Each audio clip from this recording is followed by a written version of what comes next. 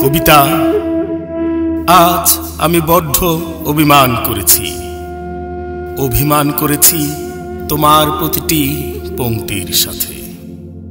দিন রাত এক করে তোমাকে লিখে কি লাভ? তুমি টুকরো টুকরো কাগজে নির্বাক বর্ণ সমষ্টি কেবল। আমার ক্ষোভ, আমার হতাশা, বুকে চাপা যন্ত্রণা প্রতিনিয়ত তোমার নামে উগরে দিয়ে হালকা হই। নিজেকে সান্ত্বনার জালে আবদ্ধ করে শান্তি খুঁজি, কিন্তু তাতে কি বিশ্বে সাম্যের পতাকা ওড়ে? তাতে কি পরমাণু অস্ত্রের ব্যবহার থেমে থাকে? তাতে কি গরিব আর ধনীর ব্যবধান ঘুচে? তাতে কি ধর্মে ধর্মে ভেদাভেদ দূর হয়? তাতে কি শ্বেতাঙ্গ কৃষ্ণাঙ্গের বৈষম্য কমে? তাতে কি সীমান্ত হত্যা বন্ধ হয়? তাতে কি অনাহারীর মুখে খাবার জোটে? কবিতা, তোমাকে নিয়ে সাধনা করে কি লাভ? যারা ক্ষমতার মসনদে বসে ক্ষমতাকে কুক্ষিগত করতে ব্যস্ত, তাদের কবিতা পড়ার সময় কোথায়?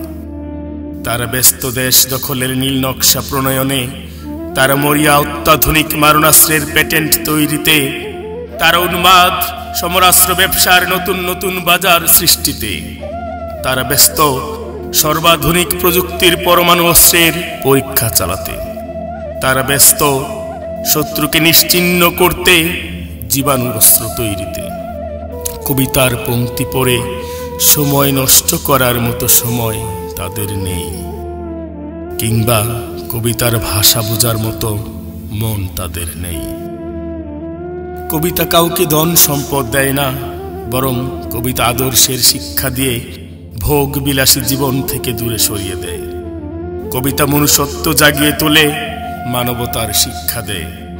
কবিতা বিবেককে জাগ্রত করে। কবিতা ধ্বংস করতে নয়, সৃষ্টি করতে উৎসাহ যোগায়। ওরা ধ্বংসে মেতে থাকতে কবিতা পড়ে না, ওরা কবিতার চর্চা করে না। আমাদের কবিতার মর্মভানি ওদের কর্ণকুহরে পৌঁছায় না। আমরা শান্তির কবিতা লিখে কি লাভ? কবিতা বাদ দিয়ে এসো অস্ত্রধারী হই, এসো ওদের ধ্বংস করতে আমরাও বিধ্বংসী হই। অত্যাধুনিক অস্ত্র তৈরিতে প্রতিযোগিতা করি।